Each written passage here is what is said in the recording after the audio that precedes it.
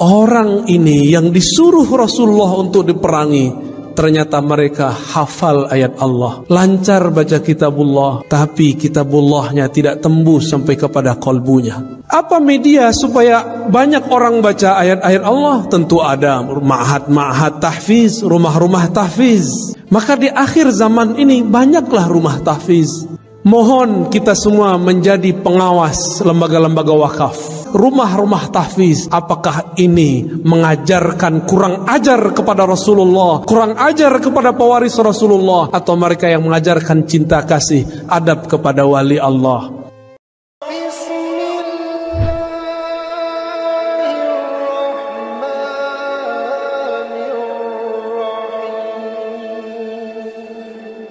Saya Azmi Rozali. Tadi pagi hadir, subuh kemarin hadir di Masjid Al-Rahman.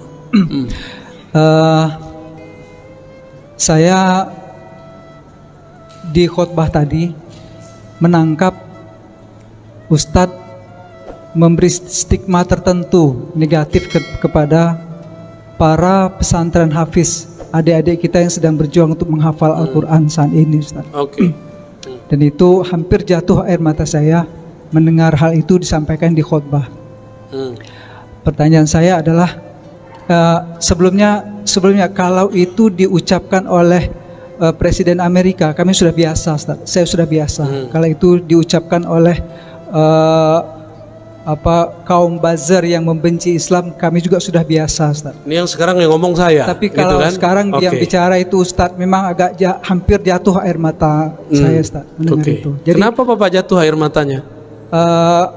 Apa saya menyerang orang rumah tahfiz? Iya, Ustaz. Bapak salah paham. Dari khutbah itu yang saya tangkap, itu Ustadz memberi stigma negatif kepada para kelompok hafiz Al-Quran. Terima kasih. Assalamualaikum warahmatullahi wabarakatuh. Assalamualaikum warahmatullahi wabarakatuh. Bapak kira saya bukan orang rumah tahfiz? Saya orang rumah tahfiz juga, Pak. Bapak kira saya bukan penghafal Quran? Saya penghafal Quran juga. Saya punya sanad Quran juga. Tapi baginda Nabi mengabarkan nanti di akhir zaman akan muncul khawarij yatluna ayatillah rotba. Mereka kalau baca ayat itu rapi. Kita nggak paham maksudnya apa. Ternyata di akhir zaman menjamur rumah-rumah tahfiz. Disitulah masuk khawarij. Saya nggak menyalahkan rumah tahfiz, tapi saya menyalahkan kalau rumah tahfiznya kemasukan. Paham? Dari 2008 saya membersamai rumah tahfiz di Pamulang, di Ciputat, di sono. Kita ngajar mereka. Bahkan saya sampai sekarang masih ngulang-ngulang hafalan saya lah, ya. Masih. Nggak ada stigma negatif. Stigma negatif itu kalau rumah tahfiz sudah kemasukan, dan itu kejadian, Pak. Jamaah kita udah ngurus masjid sekian tahun. Ada anak tetangga ditaruh di rumah tahfiz. Rumah tahfiz namanya kayak sahabat gitu, ya. Pas Ramadan ada surat dari madrasahnya untuk berceramah berkultum. Apa isi kultumnya? Dari awal sampai akhir menyalahkan amalan di masjid itu. Anaknya baru berumur 9 tahun. Kemasukan nggak? Kemasukan, Pak. Itu di sana, di pusat itu. Saya nggak tahu nasibnya kalau di sini. Maka supaya tidak kemasukan, tolong orang-orang sekitar atau praktisi tahfiz bersanad dalam Al-Quran, bukan hanya sanad bacaan, tapi juga sanad pemahaman. Jadi stigma negatif kita kepada orang yang menyusup kepada rumah tahfiz, bukan rumah tahfiznya. Saya mau tanya, Pak, dari dulu negeri ini sudah ada belum pesantren tahfiz? Bapak jujur, sekarang yang buka rumah tahfiz, hafiz gak? Jujur aja, Pak. Hafiz gak?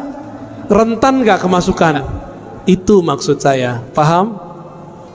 Kenapa kita kalau mau mengirim anak kita tahfiz nggak dikirim ke pesantren tahfiz?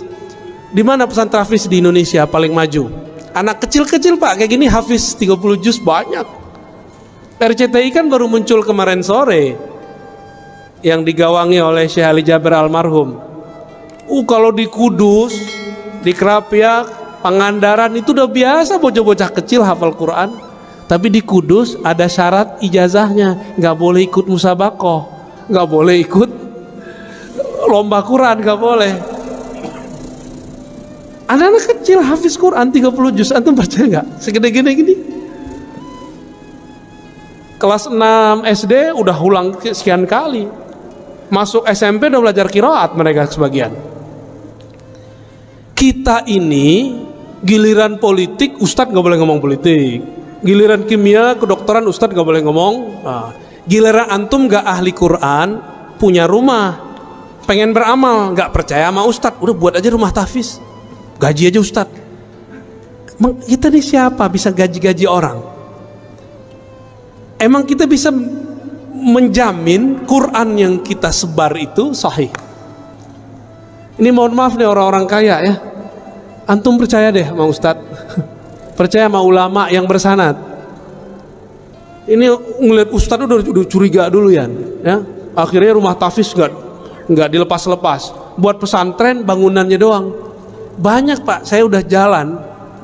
Orang kaya bingung mau beramal, dia buatlah pesantren, judulnya tapi gurunya gak ada. Dimintalah seorang ustadz ngajar 3 bulan kabur, ganti lagi ustadz setahun bubar semua. Dia kira pesantren itu kalau ada bangunan terus tengahnya ada masjid berkubah, terus ada kaligrafi, dia mengira pesantren itu begitu. Pesantren bukan itu Pak. Pesantren itu guru, murid, kiai, santri, ngaji, baru ada bangunan. Kalau orang sok beragama, dia buat bangunan dulu, dia kira bisa bikin pesantren. Paham? Yang ngerti pesantren siapa? Ulama. Yang ngerti buat jalan, buat bangunan siapa? Insinyur. Maka kami nggak urus Pak itu. Kita ini sering membatas-batasi ustadz, tapi kita kemudian ngambil wilayah dia. Ya, jadi kalau nggak pakar-pakar amat, lu serahin ke pakarnya. Rentan sekali. Dan Bapak percaya atau tidak, salah satu guru saya didatangi salah satu gerakan rahasia di dunia, saya nggak usah sebut, dan mereka mengatakan apa, disampaikan ke kita waktu itu. Ini Bapak percaya atau tidak, ini bukan stigma negatif. Rumah-rumah tahfiz, ma'had tahfiz yang tidak jelas sanadnya itu proyeknya kami. Itu mereka yang ngomong tahun lalu, untuk mengadu ulama-ulama yang ada di pesantren-pesantren dengan orang yang juga berkopiah, ngafal Quran tapi isi dalam kolbunya tidak ada Quran, dia cuma ngapal. Ini mohon maaf Pak, kita ini kan termakan. Kalau makof itu ke ahli Quran. Ahli Quran itu ada yang pakarnya hafalan, ada yang pakarnya tafsir, ada ahli Quran pakarnya di hadis, ada ahli Quran pakarnya di fikih, ada ahli Quran pakarnya di tasawuf. Itu semua ahli Quran. Bukan yang cuma tamatan Quran Pak, hafal tahfiz, enggak. Apakah bisa mengamalkan Quran tanpa ilmu fikih? Apakah bisa mengamalkan Al-Quran tanpa ilmu akidah? Kan nggak bisa. Jadi tolong diluruskan Pak ya. Saya tidak pernah punya stigma negatif kepada penghafal Quran. Saya cuma mengkhawatirkan jika rumah-rumah tahfiz dibuat oleh orang yang bukan ahli agama, nanti kesusupan oleh kelompok khawarij. Itu aja Pak. Ya.